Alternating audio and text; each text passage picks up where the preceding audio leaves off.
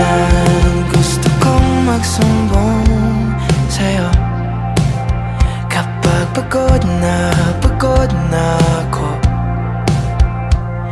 Tama pa bang init na yakap mo ang hinahanap ko? Minsan gusto ko tumawag sa'yo para lang marinig ko ang boses mo. Mali na ba kapag nakangiti ako? Hinahanap ko